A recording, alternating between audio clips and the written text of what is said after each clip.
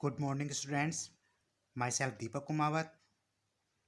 तो जैसा कि हम हमने प्रीवियस लेक्चर में डिस्कस किया था रिवर्स एंड एस कर्व और सर्पेंटाइल कर्व के बारे में कि वो किस तरीके से बनाया जाता है और किस प्रकार से उसको डिज़ाइन किया जाता है, कहाँ उसका उपयोग किया जाता है, किस कौन कौन से पॉइंट होते हैं उसके। तो इस प्रकार से हमने क्या किया था पिछली बार, जो है रिवर्स और एस कर्व सर्पेंटाइल कर्व का स्टडी कर चुके हैं। आज हम जो है उसी उसी क्रम में हम नया कर्व जो पढ़ने वाले हैं वो कंपाउंड या मिक्स कर्व का पढ़ने वाले हैं। जैसा कि हमें पता था कि फर्स्ट लेक्चर में हमने पढ़ा था, हमारी जो फर्स्ट लेक्चर था उसमें पढ़ा था कि कर्व क्या होता है, कितने प्रकार के सब डिवीजन होते हैं। और हम हॉरिजॉन्टल कर्व पढ़ते जा रहे थे। और हॉरिजॉन्टल कर्व में जो है तीन मेन इंपॉर्टेंट कर्व थे। उसमें सिंपल सर्कुलर कर्व था, उसके बारे में हमने जाना था कि इस प्रकार से ड्रॉ किया जाता है, कौन कौन से पॉइंट होते हैं। उसके बाद हमने जाना था सेकंड कर्व के बारे में, एस कर्व के बारे में कि एस कर्व क्यों बनाया जाता है, कहाँ बनाया जाता है, किस प्रकार से उसको डिज़ाइन किया जाता है। उसी दिशा निर्देश में हम आगे बढ़ते हुए पढ़ते हैं आज कंपाउंड कर्व कि कंपाउंड कर्व जो होता है वो क्या होता है, किस प्रकार से बनाया जाता है और किस प्रकार से कहाँ यूज में लिया जाता है। तो देखिए, जैसा कि कंपाउंड कर्व की डेफिनेशन है कि टू सिंपल सर्कुलर कर्व को मिलाकर जो कर्व बनाया जाता है वो क्या कहलाता है, सिंपल सर्कुलर कर्व कहलाता है।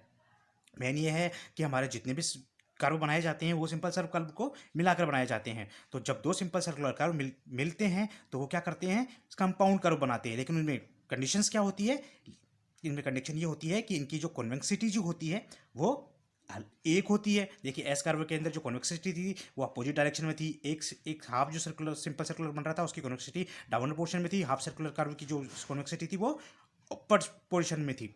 इसी प्रकार से जो हमारा जो कंपाउंड कर्व जो होता है उसकी जो कॉन्वेक्सिटी जो होती है वो क्या होती है, एक ही डायरेक्शन में होती है। इस प्रकार जैसा कि आप डायग्राम में देख पा रहे हैं, हम अभी स्टडी करेंगे कि डायग्राम किस प्रकार से ड्रॉ किया गया है। तो हमारी सबसे फर्स्ट कंडीशन क्या हो गई कि जो कंपाउंड कर्व के अंदर जो कर्व यूज में लिए जाते हैं तो सिंपल सर्कुलर कर्व उनकी कॉन्वेक्सिटी एक ही डायरेक्शन में होती है।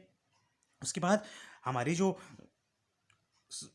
एस कर्व जो था उनके अंदर रेडियस जो थी वो एक समान थी। यहाँ R1 हमने ली थी, यहाँ R2 हमने ली थी। दोनों के कॉन्वेक्सिटी के अकॉर्डिंग हमने R1 R2 लिया था। जो रेडियस थी वो एक थी। लेकिन इस जो कंपाउंड कर्व जो होता है उनमें रेडियस एक नहीं होती है।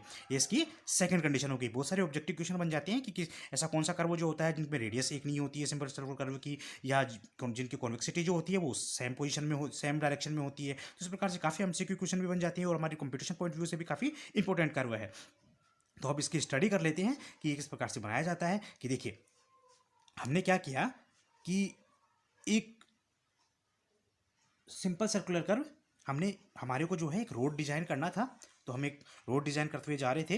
तो हमने क्या किया, यहाँ से सिंपल सर्कुलर, जैसा आप डायग्राम में देख रहे हैं, यहाँ से मैंने एक simple circular curve point A से बनाना स्टार्ट किया।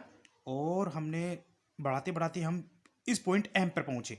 एम पे पहुँचने के बाद हमको लगा कि यहाँ ये वाला जो एरिया जो है ये कोई आबादी क्षेत्र है, या फिर ये कोई ऐसा क्षेत्र है जो डेवलप होने वाला है नए नए तरीके से, या कुछ किसी प्रकार की कोई प्रॉब्लम आ गई हमारे फील्ड में कि हम जो है इस एरिया को छोड़ते हुए ही हमको क्या करना है, ये जो रोड डिज़ाइन कर रहे हैं या कुछ भी डिज़ाइन कर रहे हैं वो हमको इस एरिया को छोड़ते हुए बनाना है। तो हमने क्या किया, जो हमने यहाँ से जो सिंपल सर्कुलर कर्व ड्रॉ किया वो इस प्रकार से है।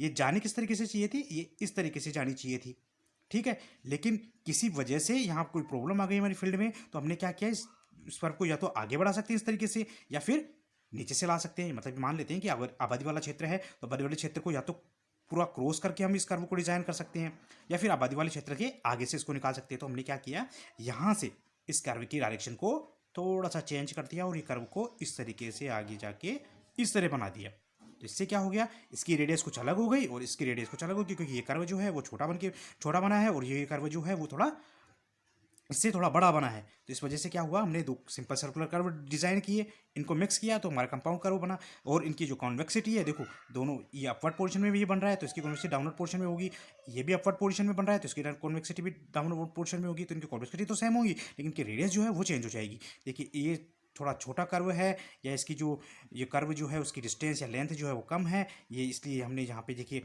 इस प्रकार से, देखिए यहाँ से स्टार्ट होता है हमारा ये कर्व, तो ये हमारा इसके लिए रेयर टेंजेंट हो गया और ये हमारी फॉरवर्ड टेंजेंट हो गई। रेयर टेंजेंट और फॉरवर्ड टेंजेंट जहाँ मिलती है वो इंटरसेक्शन पॉइंट कहलाता है, आपको पता है, जैसे मैंने आपको काफ़ी काफ़ी बताया है। और यहाँ से जो रेयर टेंजेंट से फॉरवर्ड टेंजेंट की तरफ डिफ्लेक्ट होने वाला एंगल जो है वो डिफ्लेक्शन एंगल कहलाता है, जिसको φ1 से डिनोट किया है। और जितना डिफ्लेक्शन एंगल क्रिएट होता है उतना ही हम सेंटर ऑफ एंगल होता है हमारा। तो मैंने यहाँ पे सेंटर ऑफ एंगल φ1 बना दिया है, यहाँ भी φ1 बना दिया है, ये R1 है तो ये भी हमारी R1 हो गई।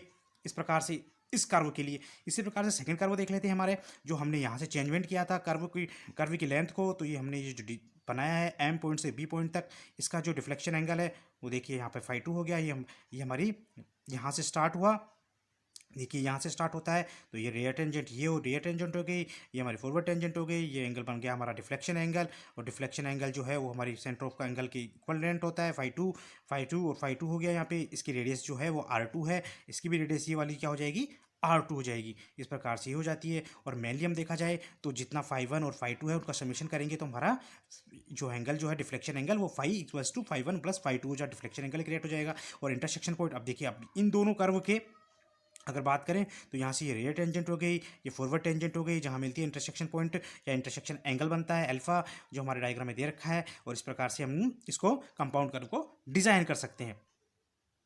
और जैसा कि एक मेन इंपॉर्टेंट बात है वो याद रखने वाली क्या है कि देखिए डिफ्लेक्शन एंगल दोनों कर्व के सेंटर एंगल के समेशन के बराबर होता है। और कॉन्वेक्सिटी जो है दोनों कर्व की एक दिशा में होती है, कॉन्वेक्सिटी दोनों कर्व की एक ही दिशा में होंगी। और डिफ्लेक्शन एंगल जो होगा वो इनका सम किया जाए तो वो φ के इक्वलेंट होगा।